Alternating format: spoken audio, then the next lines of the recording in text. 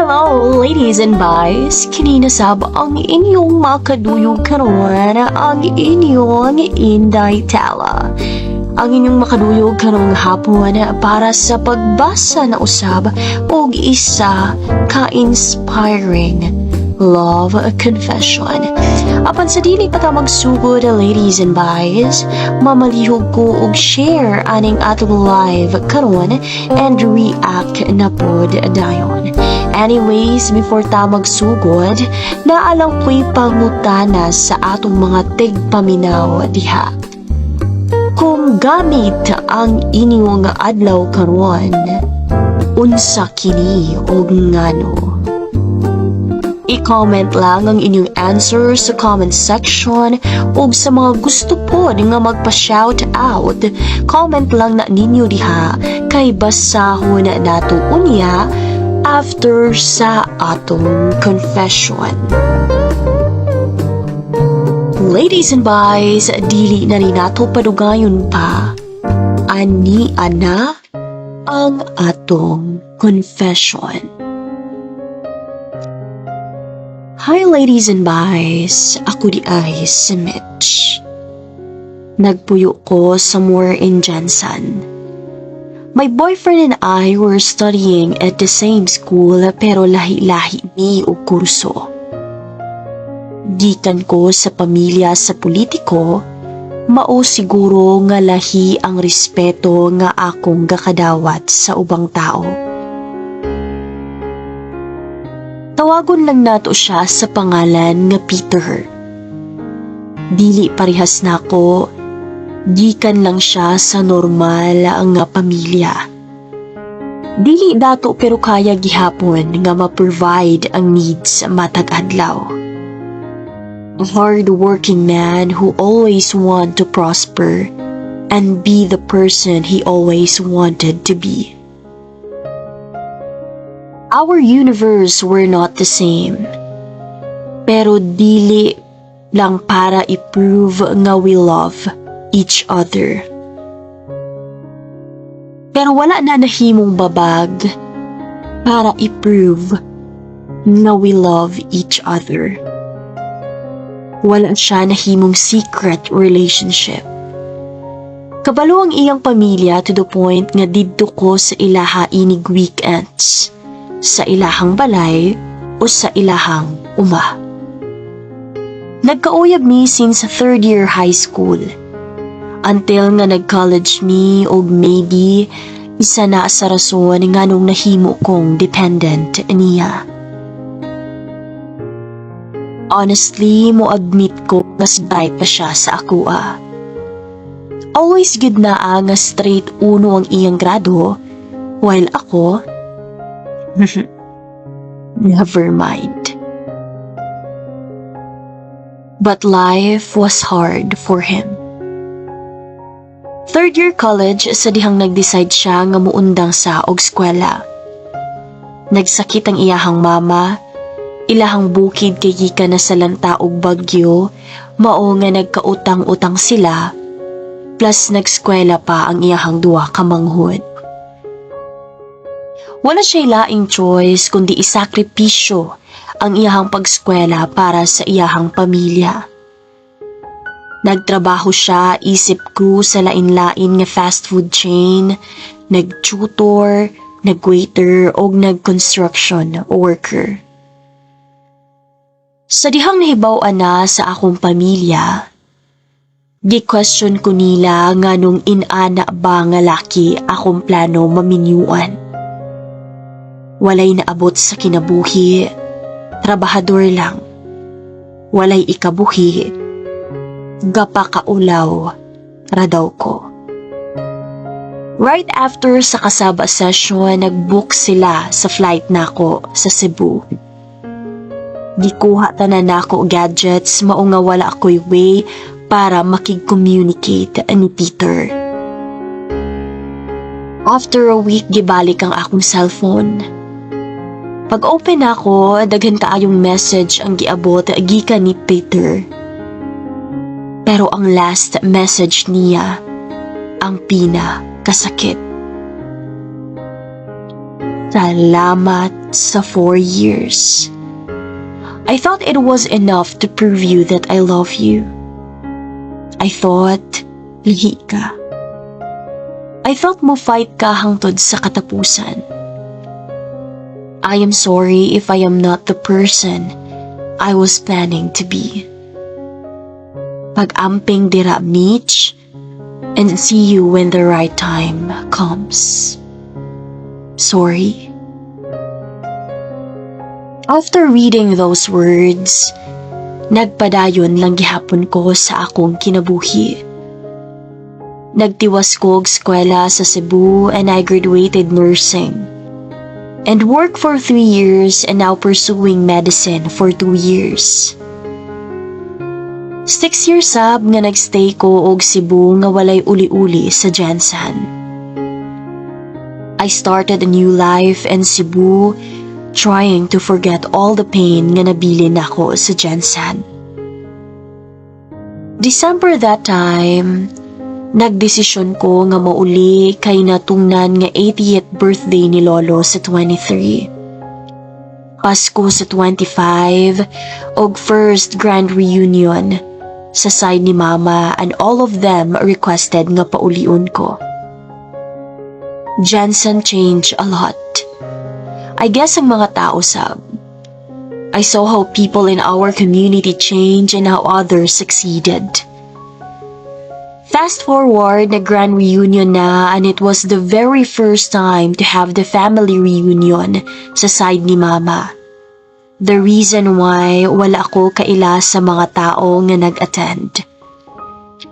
By the way, ang venue kay isa sa resort sa Samal.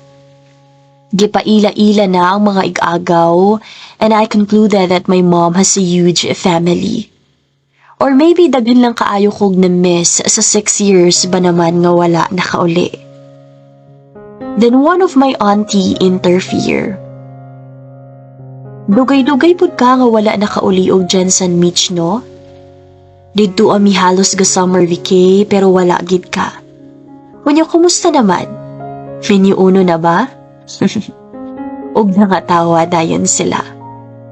Nasmile ako wal kaingon nga, wala manggali uyab ti, minyo na baka. Og na-shock silang tanan.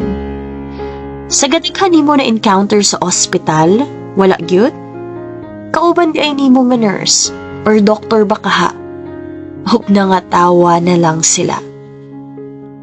Imo ang igagaw nga si Rizal, uno na og naapsa na ka. Ingon pa ni auntie. Dili kaayo ko close iyang anak pero ako ni Rizal. May manto siya ti uy, kay graduate naman sab siguro to. Ako ani, taas pagkamangunon sa med. Og may katawa na lang pod ko. Thinking the process, adi sir mahimong certified doctor. Architect baya si Rizal, maungang iyang uyab kay engineer. Dugang pa sa akong auntie. Na-amaze na lang ko knowing how lucky my cousin is. Indeed, para gidi ay si engineer ni architect. Nananggit kong mulakaw usa after ni kastorya para mag-ilis kay nagplano ko nga maliko. The white sand of Samal misses me the different beaches I've been in Cebu. When nagkuha na ko sa kong gamit sa sakyanan na ay mintapad og park sa kilid.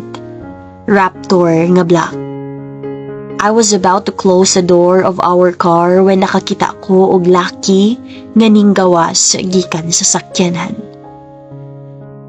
That was the first time my blood stops from circulating. My heart stops from breathing, and my entire physique didn't even move for a while. Engineer, ni abot rajot. I saw one of my male cousin held an arm for a welcome hug. Engineer? Dili na nako maproseso tanan nga panghitabo, mao nga dali-dali na ko nga gisirado ang pertahan og misulod dayon sa CR. Nakurat pagid ko kay naalay ni Kalitog approach na ako. Nakita ko ni Rizal sa CR o gihag ko niya og ayo. Nagkinamustahay mi og niingon ko nga, I heard you're an architect already. Tapos you're a relationship pa with an engineer. Og nitubag siya nga, yes, Ate Mitch. Actually, I've invited her og ki-invite na ako siya diri. Og ni hunong gyud og bitang akong heart pag ingon ni Rizel ato. I know I have already the idea, but please, unta na mali. Unta na dili. She checked her phone and smiled og niingon nga, sige te, see you around. Naa na daw siya og paila-ila tika later. Nitango lang ko and ni-smile. After doing my thing, I saw my mother talking with some of our relatives kauban ang mama sab ni Rizal. Bilib gid ko anang Peter. Gikan jud na sila pagkapobre og maoy na ning kamot sa pamilya. Nagpaskwela sa iyang mga banghod og nag-atiman sa iyang ginikanan. Adisar siya nagpadayon og eskwela pagka-engineer.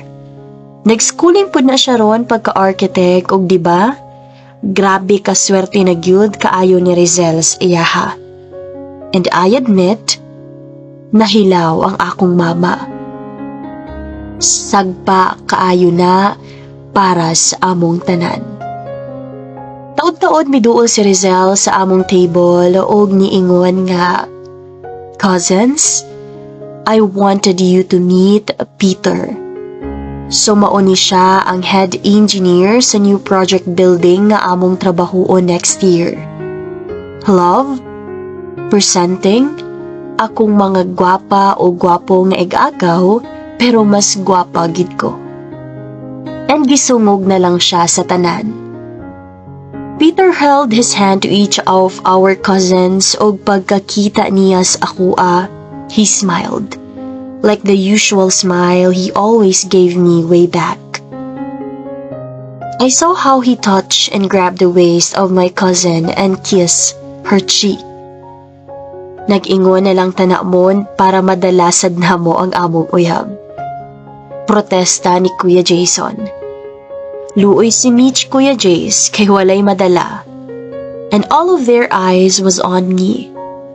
Haladok, gibikil ka dok. Ug nangatawa sila. Ningkatawa lang pud ko pero gakawal-an na gid ko og kusog. I made an excuse ug nagdrive ko sa more unahan lang sa may resort para mokalma. While looking sa peaceful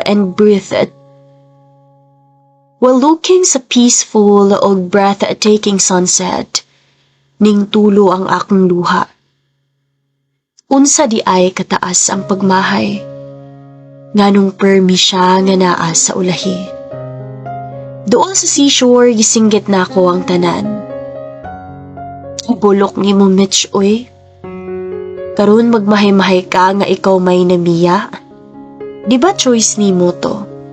Di ba choice ni mo nga biyaan siya? Nganong hilak-hilak man ka?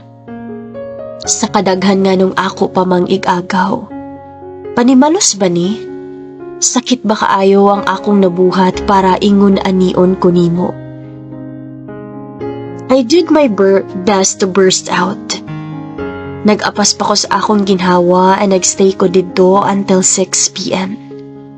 My eyes was totally tired so my heart is. Instead mo balik sa resort, nagsuroy-suroy lang ko og napadpad ko somewhere nga murag beer house. Gipalong na akong akong cellphone para walay makakontak sa akua. Yes, kainom ko sa Cebu pero not to the point na mahubog ko. Wala na ko kaila sa akong kaugalingon that time basta na lang nga makainom ko. Basin di ay, malimtan kadali ang problema, ang sakit, ang tanan-tanan. So mauni imong nakatunan for 6 years sa Cebu. Nadungog na ako nga storya sa akong likod pero nisamutra og tulo ang akong luha. I smiled at him and in just a second, I hugged the man I used to love for a very long time.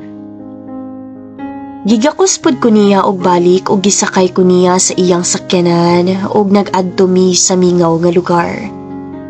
A place where the only thing you can hear is your voice. Kumusta man ka? Sa iya palang daan pangutana, I almost break down. Unsaon ako siya pagtubag? How can I tell him nga gimahayan ako ang tanan? But still, gitubagaan ako siya. Congrats, you made it. You're an engineer already. Og niingon dayon siya nga, and you also made it. Kumustang med school? Dayon gitubag ko niya nga, okay ra. Wal gahilak na ko, niingon ko ni Peter nga, I'm sorry. I'm really, really sorry. Kanang hagulhol nga hilak o kanang halos dili na nimo mailhang, ikaw pa di ay na. That was in the past, Mitch. Ingon pa niya. Stop saying sorry because we became what we are now because of what happened. Dayon ingon ko niya nga no. We can be what we are now bisan wala ta gabulag. Pero ang iyahang ingon, pero still, gibuhat na nimo. Gibiyaan ko nimo, Mitch. Kabalo ka nga walang-wala kaayong miato and I really thought kauban tikas tanan. Giadto tikas inyuha that day nga molarga na kag Cebu. Your parents even told me that you're with the son of the governor and you're dating with him.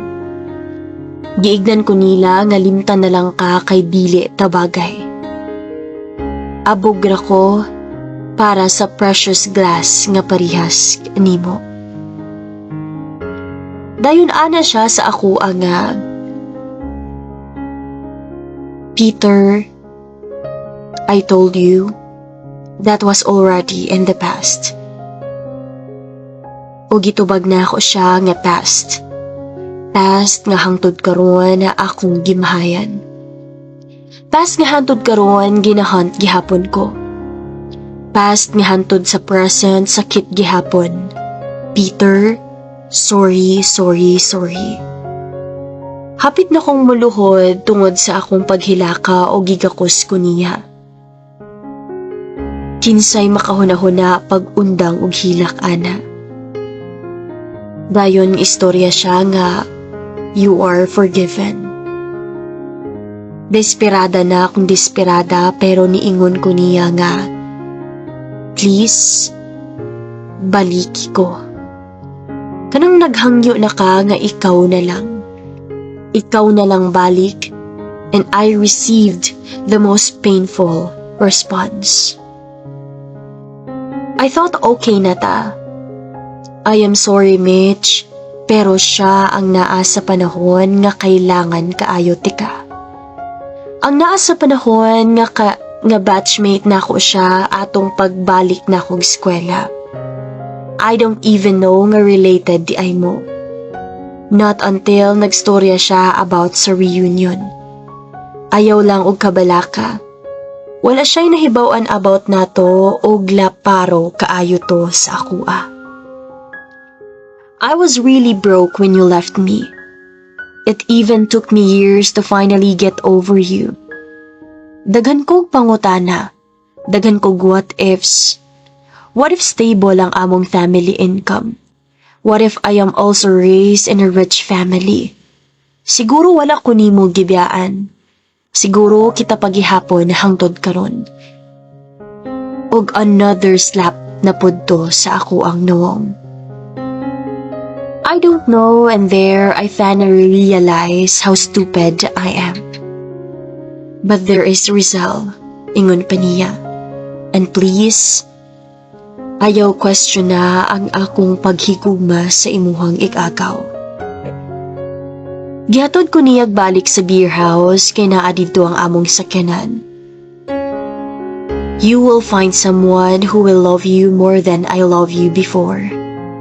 And please, ampingi ang imong kaugalingon. Remember Remember what I have told you 6 years ago. We already met in the right time. Goodbye, my future doctor. He then kissed my forehead o gibiyaan ko niya. While gatay pa ani, dili ko kapugo nga muhilak nga naa ko'y wedding nga hulaton. Naan ako'y wedding invitation for the wedding of my beloved Peter and my cousin Rizal. I am happy for you both. Sorry, karon lang nangisog nga i-share ang atong story. Sa tanan nga gapaminaw o sa tanan nga nakabasa na ani nga confession, please do fight for your love because regrets will always be in the end. I love you. Yours truly, Doc Michelle.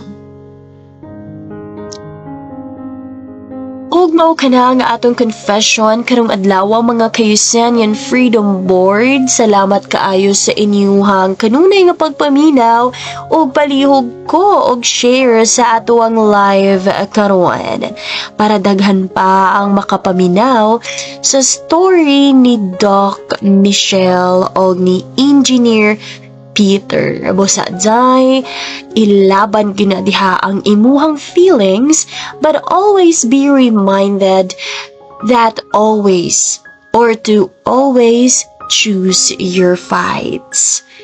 Thank you, avid readers and listeners. Again, this is your Taytala. Og atangin na pod ang sunod nato nga live video or live session diri sa ato ang Facebook page para na pod sa usa ka bag-o nga confession. Love lots and stay safe. Tuwa na, sige nagkabulol. Bye!